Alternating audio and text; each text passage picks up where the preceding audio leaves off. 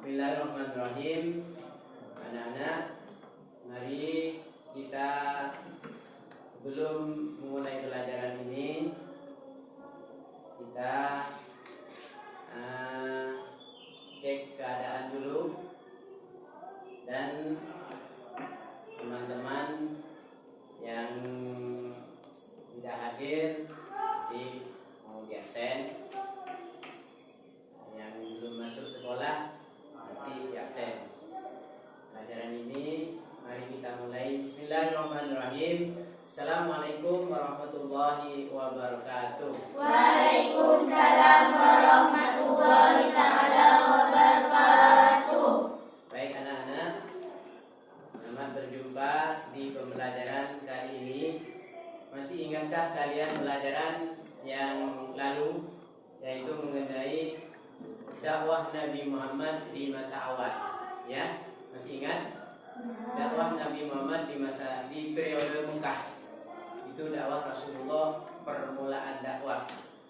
Permulaan dakwah dimulai dengan turunnya wahyu surat Al-Alaq ayat 1 sampai 7. Dimulai dengan itu.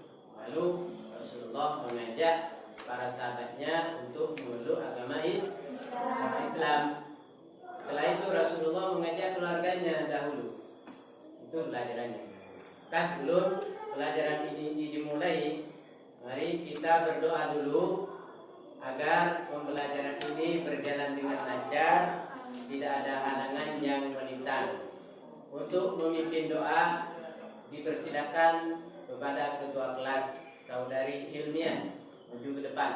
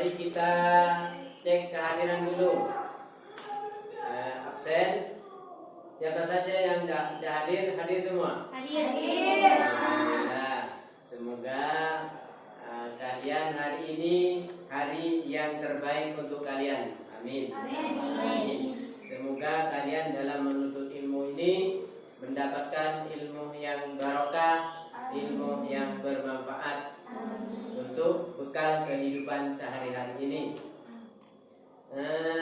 Baik anak-anak, mari mengingat pelajaran yang lalu, yaitu pelajaran dakwah pada masa awal.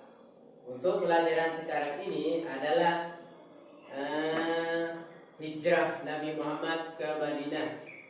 Sebelum kita mulai pelajaran, hari ini menunjukkan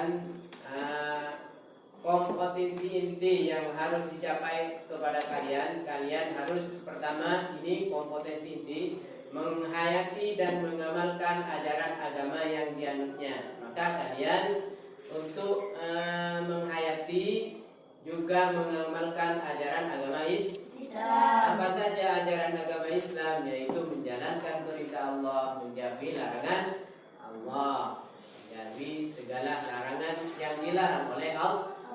Itu tujuannya, kompetensi intinya. Menunjukkan perilaku jujur. Sebagai orang Islam kita harus jujur, disiplin. Kalau waktu sekolah harus sekolah, waktu bermain ya bermain, digunakan waktu istirahat harus istirahat. Kita harus dituntut bertanggung jawab juga, bertanggung jawab. Apabila punya kewajiban, itu harus dipikul sendiri. Tanggung jawab itu harus dipikul sendiri. Contohnya seperti sholat, itu tanggung jawab kita masing-masing. Maka tidak boleh diwakilkan. Sholat itu tidak boleh diwakilkan, harus ditanggung sendiri. Peduli atau gotong royong, ini yang diajarkan oleh Rasulullah. Kerjasama, toleran, damai, tidak boleh bertengkar sesama temannya. Santun, dalam berbicara harus sopan santun. Responsif dan proaktif sebagai bagian dari solusi atas berbagai permasalahan. Yang ketiga yaitu memahami, menerapkan dan menganalisis pengetahuan faktual, konseptual, prosedural, metakognitif berdasarkan rasa ingin tahunya tentang ilmu pengetahuan, teknologi, seni budaya, dan humor dengan agama, wawasan kemanusiaan, kebangsaan. Kaitannya yaitu mengelola, menalar, dan menyaji dalam ranah konkret, dalam ranah abstrak. Ini kompetisi dasar atau KD dan indikator pencapaian, yaitu peserta didik kalian harus menghayati nilai-nilai perdamaian Islam dalam peristiwa hijrah Nabi Muhammad. Kalian harus menghayati peristiwa hijrah Nabi Muhammad ke Madinah, yaitu menghayati nilai spiritual dalam peristiwa hijrah Nabi Muhammad ke kota Madinah. Itu harus dihayati. Apa tujuannya Nabi Muhammad hijrah ke Madinah? Yang kedua, tujuan meneladani. Kita harus belajar meneladani yang diajarkan oleh Rasulullah dalam peristiwa hijrah ke Madinah. Cara Rasulullah dalam membina masyarakat Madinah, apa saja yang dibina oleh Rasulullah di Madinah. Menunjukkan sikap damai dan berani dalam menjalankan kebenaran. Mengamalkan sifat santun dalam berinteraksi dengan teman, dengan lingkungan sosial. Itu harus diamalkan. Bagaimana bergaul dengan teman, bagaimana bergaul dengan masyarakat, itu harus mencontoh perilaku Rasulullah. Mengamalkan sifat berani dan menjalankan kebenaran, harus berani. Dan menganalisis faktor keberhasilan Nabi Muhammad yang hijrah ke Madinah. Kita harus menganalisis, meneliti apa saja keberhasilan Rasulullah di kota Madinah. Sebab-sebab hijrah Nabi Muhammad ke Madinah. Menafsirkan nilai-nilai ajaran Nabi Muhammad dalam membina masyarakat Madinah. Ini tujuan pembelajaran. Melalui proses ini, proses belajar mengajar ini, peserta didik dapat menghayati nilai spiritual upaya Nabi Muhammad dalam membina masyarakat Madinah. Yang kedua, melalui proses mengamati. Kita harus mengamati, kalian harus mengamati dan meneladani cara Rasulullah dalam membina masyarakat Madinah yang telah diterangkan di minggu yang lalu. dengan sungguh-sungguh kalian harus mengamati. Melalui proses pengamatan kalian dapat mengamalkan sifat santun dalam berinteraksi dengan lingkungan. Melalui proses mengamati kalian dapat mengamalkan sikap damai, tanggung jawab dan santun, mengajak kebaikan kepada teman-temannya dengan sungguh-sungguh. Melalui metode pembelajaran discovery learning, kalian harus menganalisis sebab-sebab hijrah Nabi Muhammad ke kota Madinah. Materi pembelajaran faktual. Dan materi kali ini yaitu upaya Nabi Muhammad membina masyarakat Madinah. Ini yang akan dibahas. Upaya Nabi Muhammad dalam membina masyarakat Madinah. Madinah, tahukah kalian apa kota Madinah itu? Madinah ialah setelah Nabi hijrah membangun masyarakat Madinah, yaitu menjadi masyarakat yang taat beribadah, cinta ilmu, penuh persaudaraan dan kasih sayang, sejahtera, adil, makmur. Hal ini berkat bimbingan atau binaan yang dilakukan oleh Rasulullah. Kalau sebelum Rasulullah pindah ke sana, kehidupan masyarakat Madinah itu tidak tertentu, tidak damai, banyak berperang, banyak bertengkar. Itu sebelum Nabi Muhammad. Apa saja yang dibina oleh Rasulullah di Madinah? Rasulullah membina masyarakat Madinah berbagai bidang, baik bidang agama, ekonomi, sosial maupun pertahanan. Kalian tentu tahu jika dalam kehidupan bermasyarakat banyak sekali hal yang harus dibina oleh Rasulullah. Setelah Nabi Muhammad hijrah ke Madinah, kemudian membangun bangun masjid. Apa masjid yang dibina oleh Rasulullah? Namanya Masjid Nabawi. Disebut dinamakan Masjid Nabawi. Dan yang dijadikan sebagai pusat ibadah bagi Nabi dan para sahabatnya. Di samping itu, masjid juga dijadikan tempat dakwah Islamiyah dan mengajar para sahabatnya. Para sahabat senantiasa sholat di masjid bersama Rasulullah, sholat berjamaah, sholat sunnah, sholat tahajud, sholat duha, sholat istikharah, sholat rawatib, qobliyah, ba'diyah. Itu yang diajarkan oleh Rasulullah dilaksanakan di dalam masjid. Sebagian sahabat bahkan tinggal di serambi masjid dengan penuh ketekunan, memahami agama secara mendalam, tafaqquh fiddin, mencari ilmu, mencari pengetahuan dalam urusan agama. Tafaqquh fiddin. Mereka yang tinggal di serambi masjid disebut ahlus suffah. Ahlus suffah ini sahabat yang tidak mempunyai tempat tinggal, Dalam memahami agama, sebagian para sahabat menjadi penghafal hadis seperti sahabat Abu Hurairah. Para sahabat pun tidak segan bertanya kepada Nabi untuk mendapatkan penjelasan langsung dari Nabi Muhammad SAW. Dengan penuh cinta dan perhatian, Nabi Muhammad memberikan petunjuk dan membimbing para sahabatnya untuk senantiasa taat beribadah dan rajin belajar. Cara mendidik Rasulullah adalah dengan memberikan contoh langsung, dicontohkan oleh Rasulullah.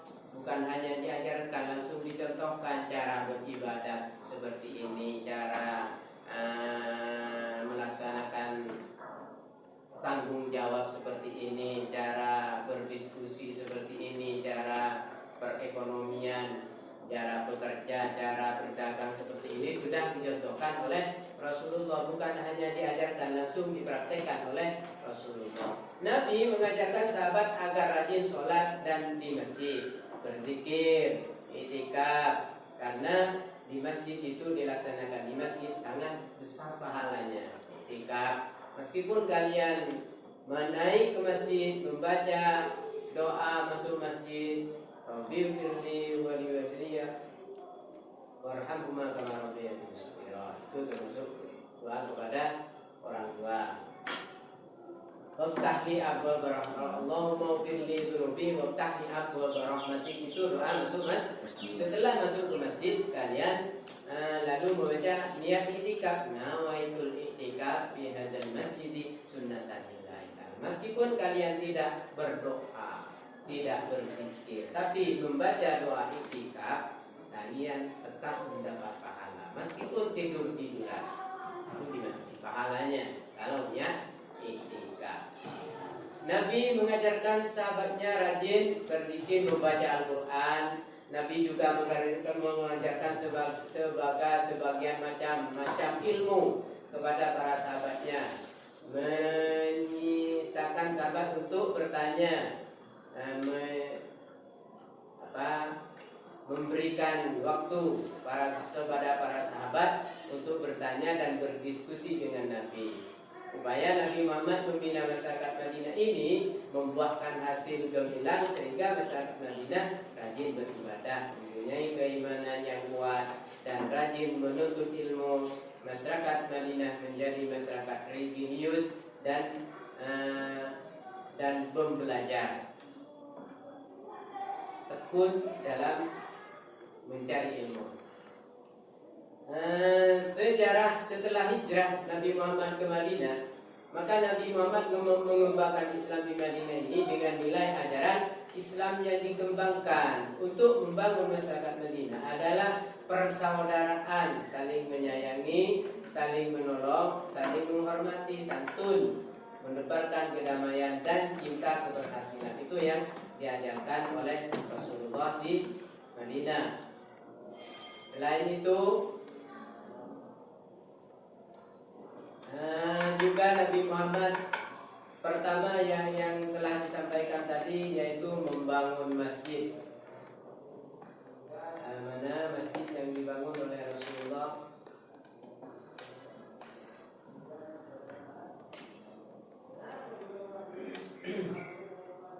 Ini dilihat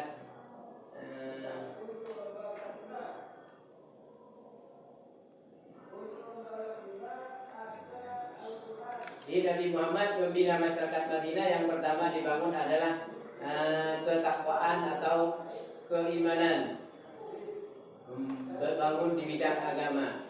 Ya, upaya Nabi Muhammad dalam membina masyarakat Madinah yang pertama kali membangun masjid ini. Masjid ini yang dibangun oleh Rasulullah. Masjid apa ini? Masjid Nabawi. Ini masjidnya.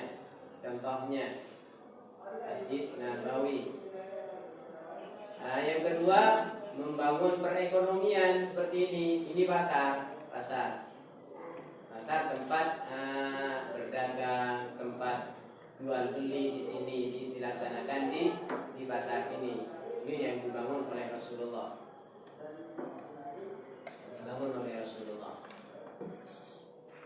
Setelah itu Madinah merupakan kota tujuan Nabi hijrah. Pernahkah kalian mendengar Madinah seperti yang saya jelaskan tadi? Kota Madinah sebelum Rasulullah hijrah ke sana, kehidupan masyarakatnya itu brutal, tidak damai, saling bertengkar seperti itu. Setelah Nabi Muhammad pindah ke Madinah, menjadi masyarakatnya taat beribadah, cinta sosial, damai, saling menghormati satu sama lain. Di antaranya adalah orang yang hijrah dari Mekah ke Madinah itu disebut kaum muhajirin. Yang hijrah pindah ke Madinah itu disebut kaum muhajirin. Sedangkan orang Madinah disebut kaum Ansor. Orang penduduk Madinah itu namanya Ansor. Ansor ini bahasa Arab. Kalau bahasa Indonesia menolong, Madura dan nolongin. Yang mana? Yang orang-orang Mekah yang tidak mempunyai tempat tinggal, sejelasnya orang yang baru pindah dari Mekah ke Madinah tidak mempunyai rumah, tidak mempunyai tempat tinggal, maka ditolong oleh penduduk Madinah yang tidak mempunyai tempat tinggal, dikasih tempat tinggal karena ingin ketidungan, diberi ketidungan, seperti itu. Yang ditolong oleh masyarakat Madinah. Itu tujuannya, membangun masyarakat Madinah menjadi masyarakat yang damai, yang saling menghormati, yang saling menolong. Itu yang diajarkan oleh Rasulullah. Yang tidak mempunyai lahan untuk perekonomian, maka Rasulullah mengajarkan kepada sahabat Muhajir Ansor yang mempunyai lahan itu disuruh kerjakan, disuruh garap kepada penduduk Ansor, penduduk Muhajirin, sehingga hasilnya dibagi dua. Yang punya lahan penduduk Madinah, yang bekerja penduduk Mekah. Tapi hasilnya dibagi dua. Itu yang diajarkan oleh Rasulullah. Yang mempunyai keahlian berdagang juga Rasulullah mengajarkan untuk berdagang yang sesuai dengan ajaran Islam. Yang mana berdagang itu yang halal bagaimana, yang haram bagaimana, itu yang diajarkan oleh Rasulullah. Kalau begini ini jual beli ini halal, kalau jual beli seperti ini itu haram. Itu diajarkan oleh Rasulullah. Maka itu yang diajarkan oleh Rasulullah tentang perekonomian, yang diajarkan oleh Rasulullah. Selanjutnya Rasulullah membangun bidang agama. Setelah Nabi Muhammad hijrah ke Madinah, yaitu membangun keagamaan. Yang seterusnya bidang pertahanan ini untuk membentengi diri dari serangan musuh. Itu yang diajarkan oleh Rasulullah. Yang seterusnya di bidang pertahanan, Rasulullah mengajarkan pasukannya untuk untuk menyerang kepada kaum kafir Quraisy yang menyerang orang Islam, untuk membentengi diri. Rasulullah yang diajarkan diantaranya ada perang Uhud, perang Badar, perang Khandaq, itu yang diajarkan oleh Rasulullah. Ini terusnya.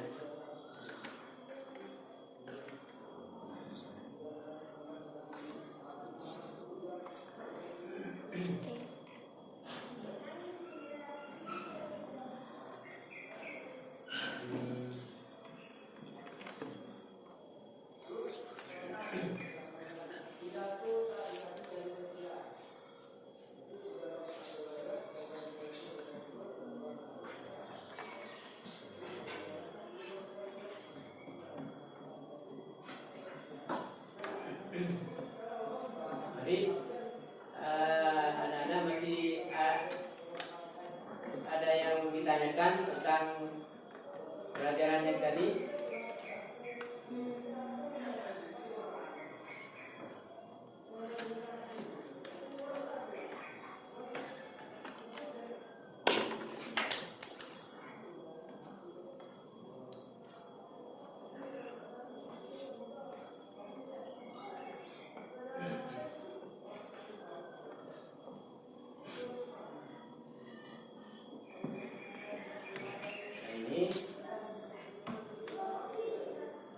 Pelajaran ini juga upaya menerapkan metode diskusi untuk meningkatkan hasil belajar siswa pada materi upaya Nabi Muhammad dalam membina masyarakat Madinah, Mapal SKI di Madrasah Ibtidaiyah Nurul Jadid Brambang, Darussalam.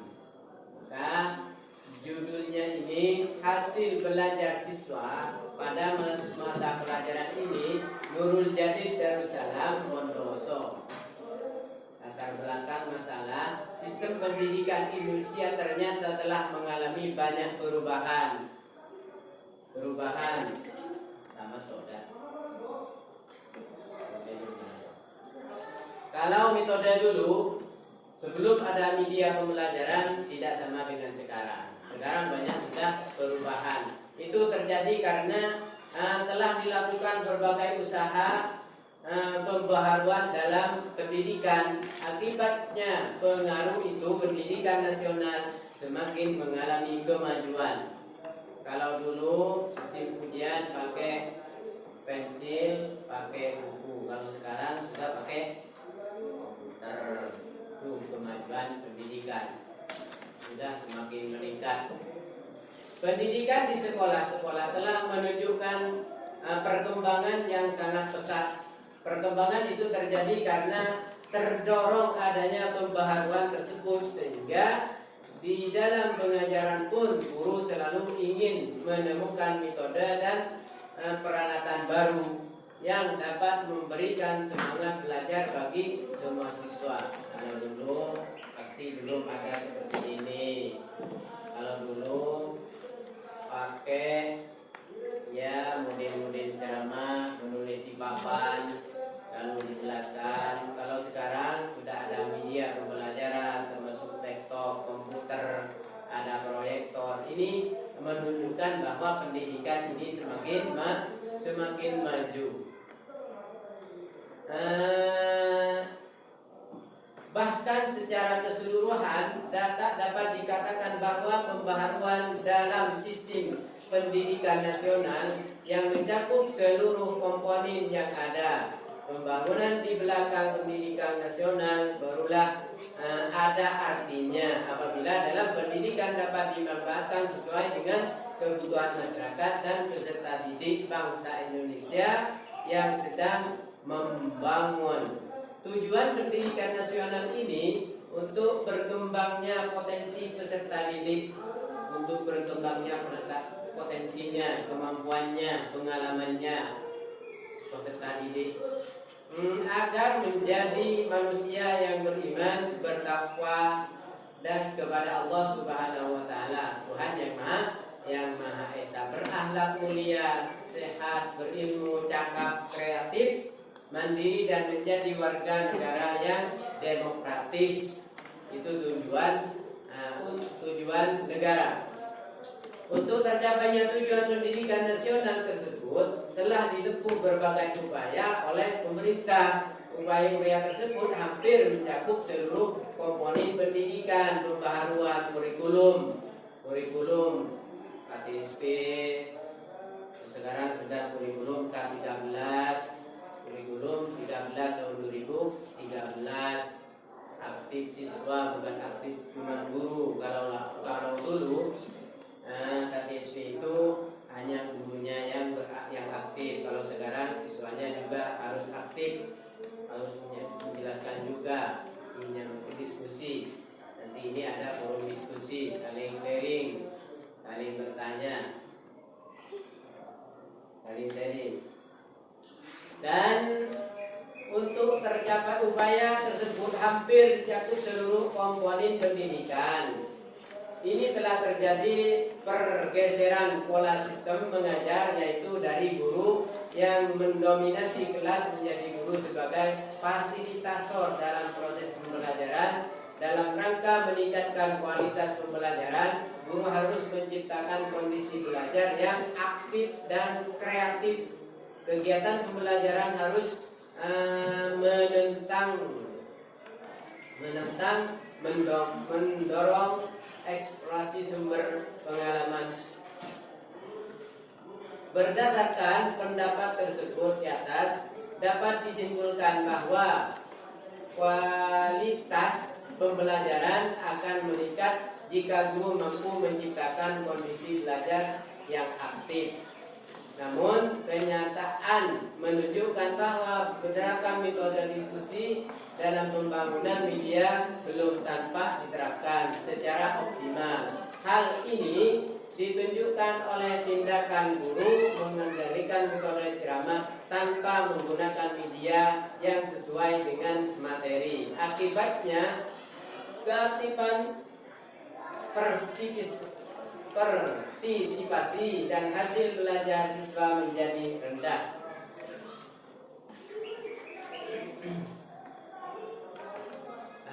Mari kita sekarang memahami dulu apa yang diajarkan Rasulullah ke kota Madinah ini melalui konteks diskusi. Mari kita diskusi tentang pelajaran yang kita peroleh sekarang ini.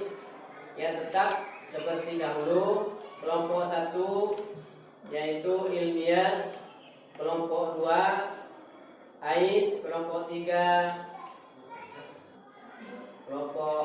Habibah, Happy. 1 ilmiah, Happy dan Habibah, kelompok 3. Mari kita diskusi.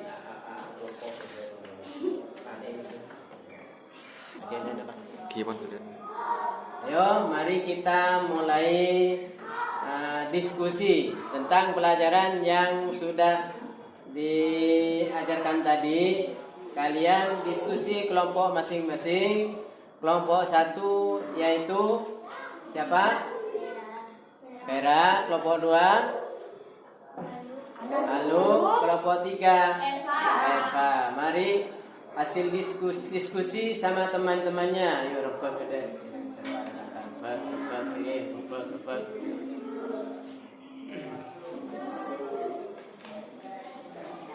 Jadi kita harus menemukan hasil diskusi tentang hijrah Nabi Muhammad ke Madinah ini, harus didiskusikan dengan temannya. Kalian harus menemukan hasil yang didiskusikan. Kalian harus sebentar ini memaparkan, menjelaskan hasil diskusinya kepada teman-teman yang lain. Jadi teman-teman yang lain biar mengetahui hasil diskusi dari kelompok 1 juga kelompok 2. Sudah diskusi? Sudah. Ayo mari kita mulai. Kalian mulai hasil diskusinya. Dimulai dari kelompok 1 dulu. Ayo. Saya kelompok 1 akan menjelaskan setelah berdiskusi dengan kelompok saya tentang upaya Nabi Muhammad membina masyarakat Madinah. Pertama, membangun masjid untuk pusat keagamaan. Itulah hasil diskusi kelompok saya. Ini kelompok diskusi dari kelompok pertama, yaitu tentang tujuan hijrah Nabi Muhammad ke kota Madinah. Itu tujuannya untuk membangun masyarakat Madinah menjadi masyarakat yang berpotensi, yang damai, sehingga Rasulullah membangun masyarakat Madinah. Bismillahirrahmanirrahim. Mari kita pertemuan kedua ini kita mulai. Bismillahirrahmanirrahim. Assalamualaikum warahmatullahi wabarakatuh. Waalaikumsalam warahmatullahi wabarakatuh. Anak baik, pertemuan yang kedua, alangkah baiknya agar pertemuan ini menjadi pertemuan yang mubarakah. Mari kita doa bersama-sama. Mari kita mulai. Bismillahirrahmanirrahim. Rabbi sadri wa yassir li amri wahlul 'uqdatam min lisani yafqahu qawli. Rabbi zidni ilma warzuqni fahma waj'alni minas sholihin. Dan uji perlengkapan teman-teman. Absen. Siapa yang belum hadir sekarang? Hadir semua. Alhamdulillah. Semoga kalian tetap semangat dalam mencari ilmu ini. Semoga mendapatkan ilmu yang barokah.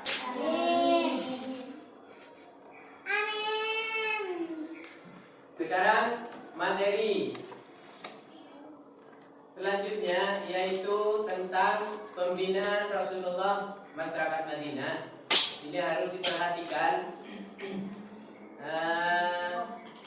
Dalam menimba ilmu ini kalian harus bersungguh-sungguh. Dalam materi ini apa saja yang dijelaskan oleh Bapak Guru, maka kalian harus mencermati. Nantinya setelah ada pertanyaan dari salah satu temannya, maka kalian harus menjawabnya. Oleh karena itu, dalam keterangan ini, dalam belajar materi ini, kalian harus mencermati apa saja yang dibahas dalam pertemuan kali ini. Kak, apabila ada teman yang bertanya, kalian harus menjawabnya dengan sempurna, dengan jelas. Paham? Mari kita mulai. Nabi Muhammad membina kota Madinah, yaitu perkembangan Islam di Madinah sekarang sudah besar, sudah menjadi Islam. Berbagai aspek kehidupan masyarakat Madinah, baik bidang agama, sosial maupun ekonomi, berhasil membawa masyarakat Madinah sejahtera lahir batin. Rasulullah juga membangun pemerintahan Madinah dengan prinsip musyawarah, sebagaimana tuntunan Al-Quran yang diajarkan kepada masyarakat Madinah. Keberhasilan ini membuat kaum kafir Quraisy tidak suka dan merasa terancam. Hal ini menyebabkan mereka mengetahui ancaman ini, sehingga beliau mengajak para sahabatnya untuk berjihad mempertahankan diri dari ancaman musuh. Sejumlah ancaman kaum kafir Quraisy benar-benar dilancarkan kepada kaum muslimin.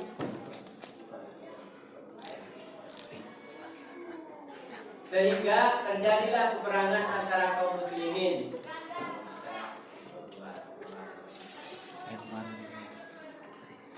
Antara kaum muslimin dengan kaum kafir Quraisy. Peristiwa perang yang terjadi diantaranya adalah sebagai berikut. Pertama adalah perang apa ini? Perang Badar. Perang Badar ini terjadi pada bulan Ramadan tahun 2 Hijriah. Ini harus diperhatikan. Nanti kalau temannya bertanya, nanti harus dijawab dengan benar. Bertepatan dengan tahun 2624 Masehi. Perang ini terjadi di dekat sumur milik Badar. Tentara kaum Islam berjumlah 314 orang. Sementara kaum kafir Quraisy berjumlah 1000 orang. Yang dipimpin oleh Abu Jahal ini, pembesar Quraisy ini. Abu Jahal termasuk apanya Rasulullah? Paman dari Rasulullah. Peperangan dimenangkan oleh kaum muslimin. Abu Jahal ikut tewas dalam perang ini. Mendengar kekalahan kafir Quraisy, Abu Lahab sakit dan meninggal dunia. Allah menunjukkan kepada kaum muslimin bahwa golongan yang sedikit bisa mengalahkan golongan yang besar atas pertolongan Allah. Allah yang menolong kaum muslimin dengan menurunkan bala tentara merupakan malaikat diturunkan oleh Allah untuk membantu kaum muslimin, sehingga kafir Quraisy kalah di perang Badar ini. Yang kedua yaitu perang Uhud. Apa yang menyebabkan terjadi perang Uhud? Maka kaum kafir Quraisy ini ingin menuntut balas atas kekalahan di perang Badar. Karena di perang Badar kaum kafir Quraisy kalah, maka ingin balas dendam atas kekalahan di perang Badar. Perang Uhud ini terjadi pada tahun ketiga. Dapat 1 tahun dari perang Badar. Oleh setahun ini perang lagi. Bertepatan dengan 625 sama kalau Masehi. Ada 1 tahun juga. Ini 24, ini 25, 1 tahun. Di Bukit Uhud, gunung kalau sekarang, Bukit Gunung. Tentara Islam berjumlah 700 orang, sedangkan tentara kafir Quraisy berjumlah 3.000 orang yang dipimpin oleh Khalid bin Walid. Awalnya tentara muslim berjumlah 1.000, ini berjumlah 1.000. Sebanyak 300 orang kafir orang munafik, pemimpin Abdullah bin Ubay ini pimpinannya. Nanti kalau ditanyakan harus menjawab. Pimpinan kaum munafik ini dipimpin oleh siapa? Dipimpin oleh Abdullah bin Ubay. Ini yang mengundurkan diri. Abdullah bin Ubay mengundurkan diri. Rasulullah kemudian mengatur strategi dengan memerintahkan pasukan pemanah berada di atas bukit. Ini berada di atas bukit untuk menjaga garis belakang pertahanan dan jangan turun sebelum diperintah turun oleh Nabi Muhammad SAW. Nabi memilih 50 orang pemanah ahli yang di bawah pemimpin Abdullah bin Jabir ini pemimpin pasukan pemanah. Perlu diingat, pemimpin Abdullah bin Jabir. Kalau pemimpin Quraisy yang munafik tadi Abdullah bin Ubay. Kalau pemimpin Islam pasukan pemanah Abdullah bin Jabir ini.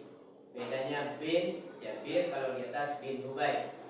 Perang berlangsung sengit dan kaum muslimin hampir memenangkan peperangan. Namun pasukan pemanah di atas bukit turun ke bawah sebelum diperintah oleh Rasulullah SAW. Mengetahui pasukan pemanah turun, pasukan kafir Quraisy yang sudah hampir kalah menyerang kembali. Pertahanan pasukan Islam runtuh dan kalah. Rasulullah sendiri terluka dalam peperangan ini. Dalam perang Badar ini Rasulullah terluka karena dikena sabdan pedang oleh kaum kafir Quraisy. Seandainya kaum pemanah yang di atas bukit itu menuruti perintah Rasulullah, tidak akan kalah di perang Badar. Yang ketiga, terjadi perang Khandaq. Perang Khandaq ini terjadi pada bulan Syawal pada 5 Hijriah. Ini dapat 2 tahun dari perang Badar. 2 tahun menjelang dari perang Badar, dapat 2 tahun lagi ini perang Khandaq terjadi. Perang Khandaq ini terjadi pada tahun 5 Hijriah. 5 tahun setelah Nabi Muhammad hijrah ke Madinah. Itu dihitung dari hijrahnya Rasulullah ke Madinah. Bertepatan dengan 627 Masehi. Khandaq artinya parit ini. Khandaq artinya parit. Disebut perang Khandaq karena sahabat Salman Al-Farisi mengusulkan ini. Perlu ditanyakan nanti kepada temannya, siapa yang mengusulkan membuat parit? Ini harus ditanyakan nanti. Nggak ada yang menjawab ini nanti. Siapa yang mengusulkan membuat parit? Ada Salman Al-Farisi kepada Rasulullah agar membuat parit mengelilingi kota Madinah untuk menahan serangan kaum kafir Quraisy. Rasulullah menerima usulan ini, menerima usulan Salman Al-Farisi sehingga beliau memerintahkan para sahabatnya membuat parit, galian lubang, juringan, kalau kata orang Brambang, juringan, selokan tapi dalam. Kalau orang lewat di situ akan terjerumus ke dalam jurang tersebut. Itu dinamakan parit. Perang ini juga disebut perang Ahzab. Perang Ahzab disebut Ahzab karena pasukan kafir Quraisy terdiri dari berbagai suku yang bersatu menyerang Madinah yang berjumlah 10.000 orang. Mereka dipimpin oleh Abu Sufyan bin Harb. Ini pemimpin kaum kafir Quraisy. Sementara pasukan Islam berjumlah 3.000, 10.000 musuh 3.000. Lebih banyak kaum kafir Quraisy. Karena terhalang parit, pasukan kafir Quraisy tidak bisa masuk ke Madinah. Mereka melanggar kemah untuk mengepung Madinah. Peperangan berlangsung selama 1 bulan. Sangat banyak ini peperangan ini. 1 bulan lamanya berperang.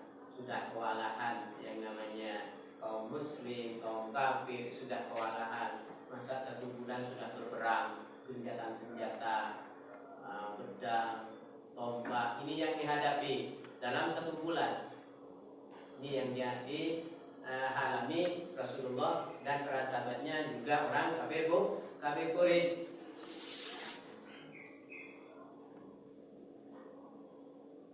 Kaum muslimin mengakibatkan kaum muslimin waktu itu kekurangan bahan makanan hingga mengganjal perut mereka dengan batu, sehingga kaum muslimin tidak punya makan apa-apa, tidak makan apa-apa.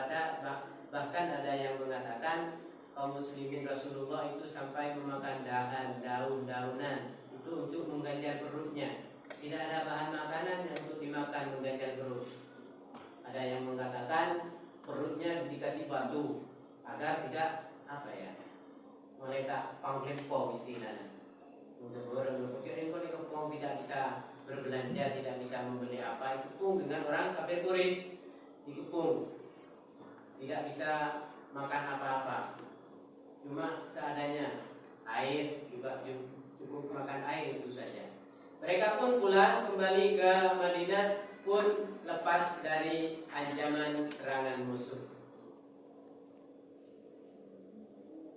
Ini kisah teladan yang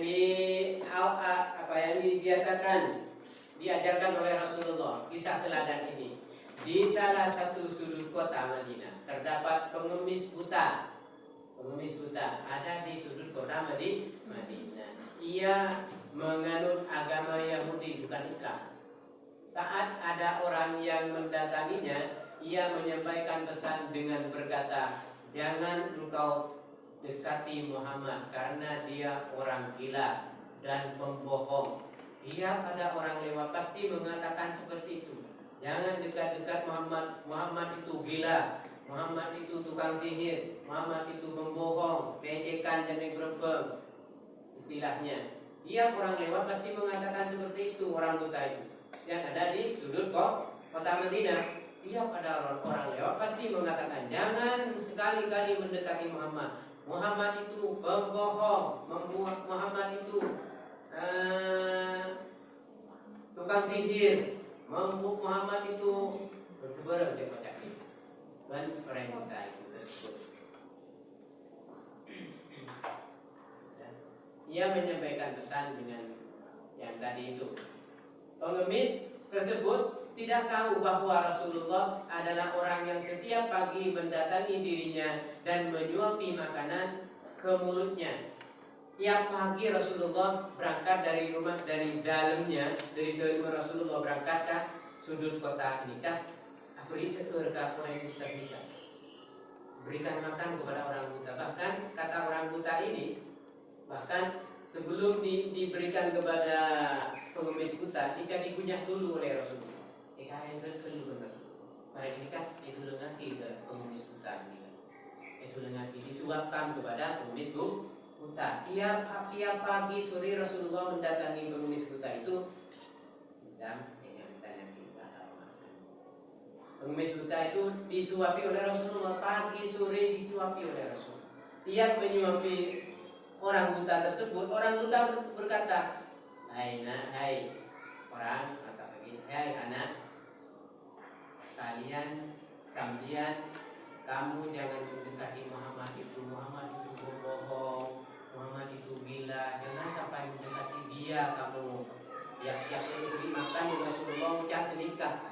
Bapak seperti Rasulullah yang memberi makan itu Rasulullah ucap selingkah orang ini. Mengatakan seperti itu.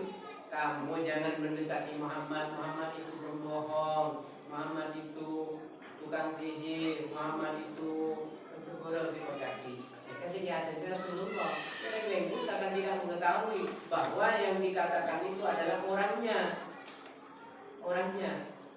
Iya, pagi sore Rasulullah datang untuk menyuapi orang buta tersebut, tapi Rasulullah tidak marah Rasulullah. Itu sikapnya Rasulullah.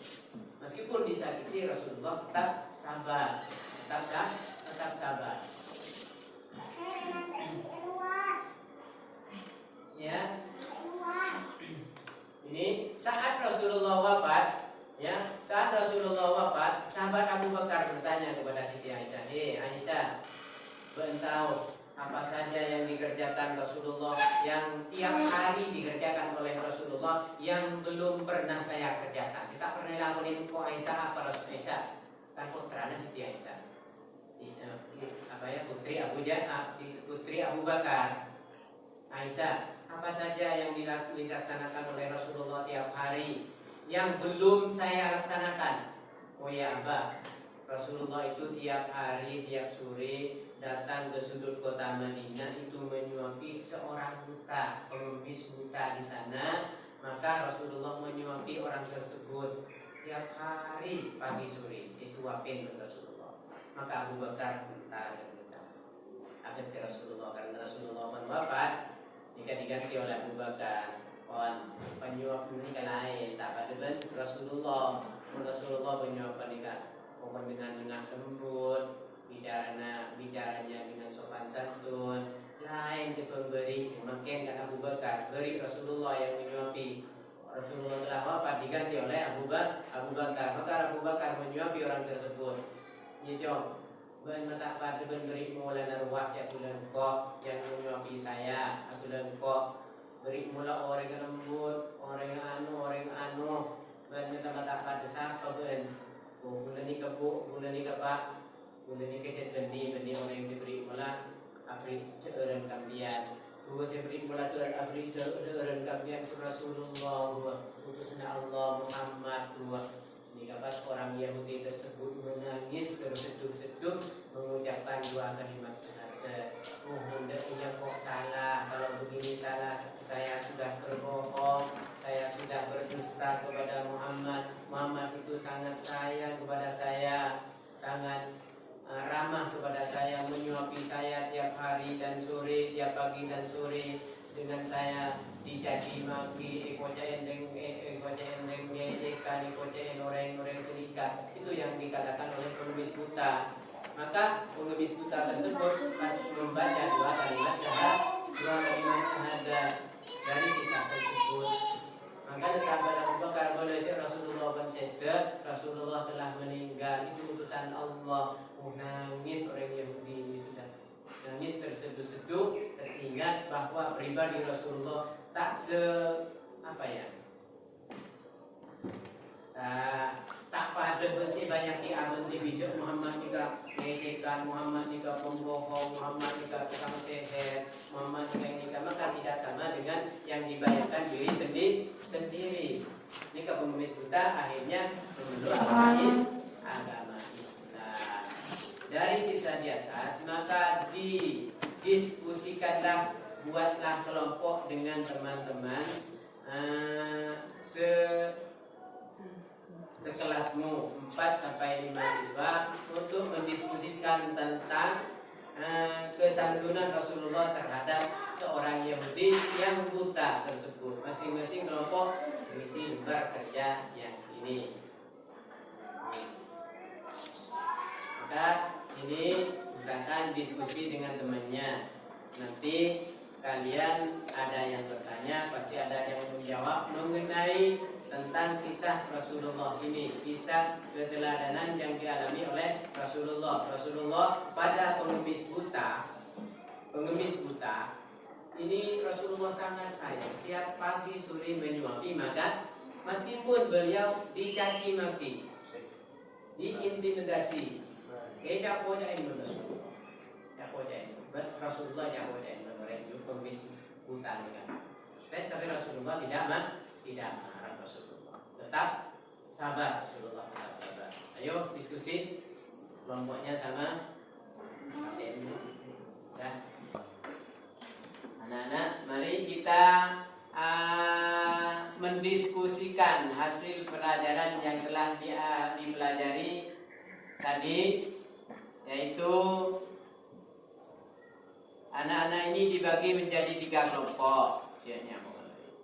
Menjadi 3 kelompok, yaitu kelompok pertama mendiskusikan tentang terjadinya perang Badar. Kelompok 2 mendiskusikan terjadinya perang Uhud. Kelompok 3 mendiskusikan terjadinya perang Handaq. Mari kita mulai diskusi dan menjelaskan hasil diskusinya dari kelompok masing-masing. Yuk dimulai dengan kelompok 1. Assalamualaikum warahmatullahi wabarakatuh. Waalaikumsalam warahmatullahi wabarakatuh. Kami kelompok 1 menjelaskan diskusi kami tentang terjadinya perang Badar.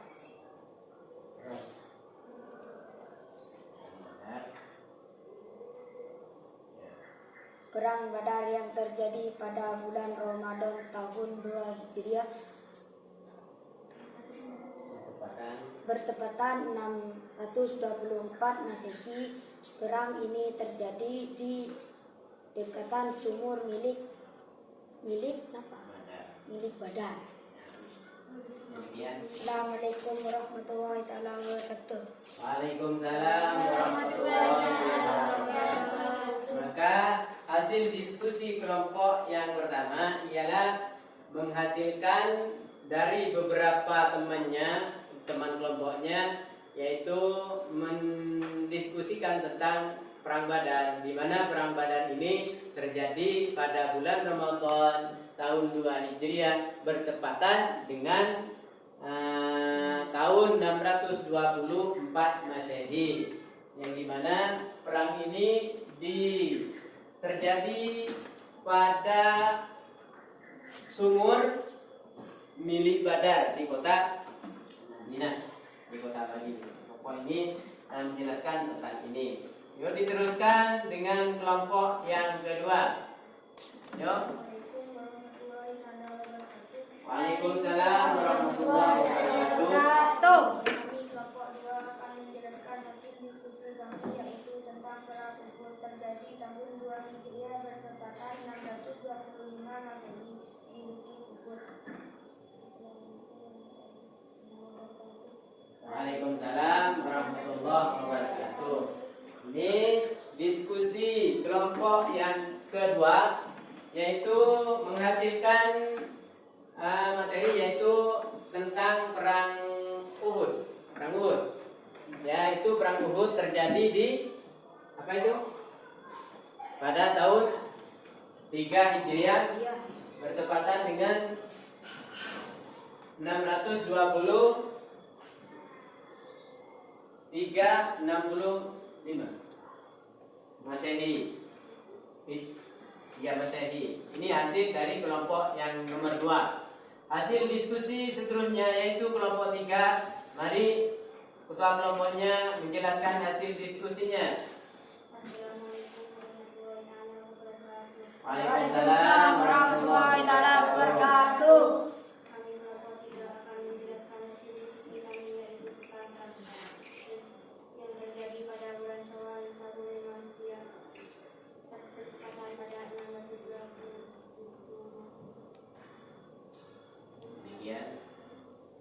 Demikian hasil kelompok kami.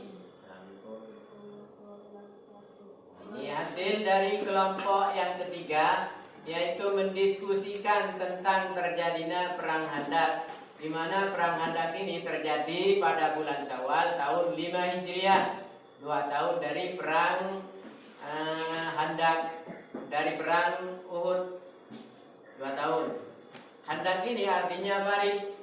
Kok dinamakan Khandaq, kok dinamakan parit? Maka Salman Al-Farisi mengusulkan agar Rasulullah dan para sahabatnya membuat parit, galian lobang mengelilingi kota Madinah. Ini hasil diskusi ketiga kelompok tersebut. Sekarang tanya jawab sama teman. Ada yang bertanya, ada yang menjawab tentang kisah teladan yang dikisahkan oleh Rasulullah tentang pengemis buta yang ada di sudut kota Madinah. Ayo, ada yang bertanya, ada yang menjawab. Yuk.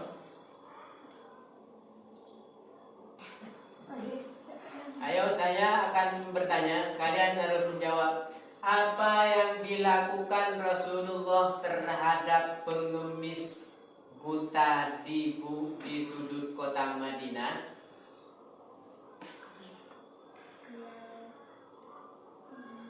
Ayo, apa yang dilakukan Rasulullah terhadap pengemis buta yang ada di sudut kota Madinah? Di Rasulullah menyuapi pengemis buta tersebut tiap hari pagi sore, tiap pagi tiap sore Rasulullah menyuapinya. Itu yang dia lakukan oleh Rasulullah. Yang kedua, ini harus menjawab. Apa kata pengemis buta tersebut kepada Rasulullah setelah disuapinya? Apa yang dikatakan pengemis buta tersebut pada Rasulullah setelah disuapinya? Engkau mendapati Muhammad karena dia orang gila dan bohong. Nah, itu yang dikatakan pengemis buta tersebut kepada Rasulullah. Hai kamu jangan mendekati Muhammad karena Muhammad itu pembohong, pendusta, penyihir. Muhammad itu kata kamu jangan mendekati Muhammad tersebut. Itu yang dikatakan pengemis buta kepada Rasulullah. Bagaimana tanggapan Rasulullah setelah dicaci maki, setelah dikatakan pembohong, pendusta, penyihir? Bagaimana yang dialami oleh Rasulullah? Maka Rasulullah menghadapi dengan sabar, dengan tabah. Itu yang dicontohkan Rasulullah kepada kaum muslimin, kepada kita sebagai umat muslim. Yang ketiga, yang ketiga, siapakah yang mengganti menyuapi pengemis buta tersebut setelah Rasulullah wafat? Abu Bakar. Abu Bakar. Apa kata Abu Bakar? Abu Bakar bertanya kepada Siti Aisyah, apa saja yang belum pernah saya lakukan yang dilakukan oleh Rasulullah sebelum wafatnya? Maka Siti Aisyah berkata, Rasulullah tiap hari, tiap pagi, sore menyuapi pengemis buta yang ada di sudut kota Madinah. Itu yang dilakukan oleh Rasulullah. Maka Abu Bakar meneruskan pekerjaan itu. Itu namanya hadis atau hadis lamban Rasulullah, pekerjaan Rasulullah. Namanya hadis lamban Rasulullah. Hadis Rasulullah. Abu Bakar menjelaskan atau meneruskan pekerjaan Rasulullah menyuapi orang buta yang ada di sudut kota tersebut. Itu yang dikerjakan.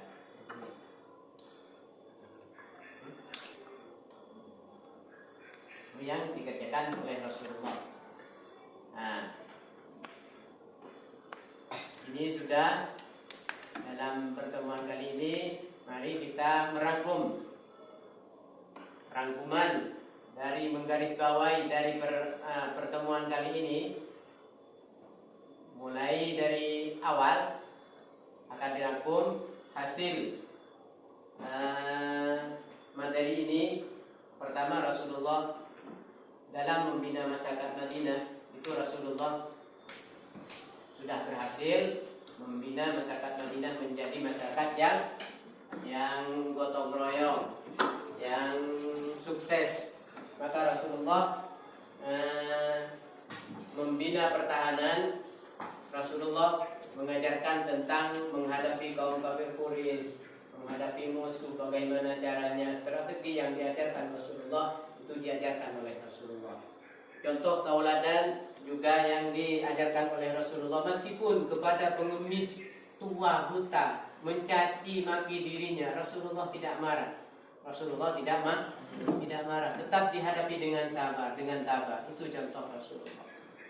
Maka dalam Al-Quran dijelaskan, laqad kana fi Rasulillahi uswatun hasanah. Terdapat pada diri Rasulullah adalah contoh tauladan yang baik. Maka kita harus mencontoh pribadi perbuatan Rasulullah, yang mana perbuatan Rasulullah itu sangat baik untuk dicontohkan, diterapkan dalam kehidupan sehari-hari. Rasulullah pengasih, penyayang, penyabar, tabah orangnya Rasulullah. Patut kita menjadikan contoh Rasulullah tersebut. Meskipun pada pengemis buta, Rasulullah tetap menyantuni, menyuapi makanan, meskipun dirinya dicaci dikatakan pembohong, dikatakan pendusta, dikatakan penyihir. Itu dijalani oleh Rasulullah dengan sabar. Tidak ada balas dendam Rasulullah. Tidak sakit hati meskipun dicaci maki. Itu Rasulullah. Maka kita harus mencontoh Rasulullah. Baca kode yang pemilik untuk lamuso, itu tidak bantah. Orang dicaci maki oleh orang lain itu menebus dosa kita. Kalau mengucapkan ini selempian ngoceh gula, tuh sana dulu roto karena ngoceh lempian. Seperti itu. Ngoceh lempian tidak pasal tuh sana lempian tuh kakelang karena jak ngoceh lempian. Maka mengoceh bareng jak ngoceh lempian, wah tidak ada bisa. Saya ngoceh dosa, saya ngoceh dosanya itu runtuh, terhapus hapus dosanya. Kalau dicaci maki oleh temannya, maka dia malas ya. Maka tidak membalas. Ini malas nakal bukan. Dia malas atas keapojaan dari temannya. Itu hasil materi kali ini.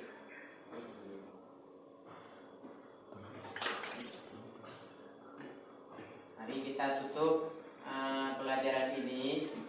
Semoga materi ini mendapat barokah, mendapat ridho dari Allah. Amin. Sehingga kalian dalam memahami dan meneladani kisah yang diajarkan oleh Rasulullah ini berjalan dengan lancar. Amin. Dalam menjalankan kehidupan sehari-hari bisa mencontoh pribadi Rasulullah yang dicontohkan dalam membina masyarakat Madinah tersebut. Meskipun terhadap orang yang mencaci maki kita, maka kita tidak boleh balas dendam.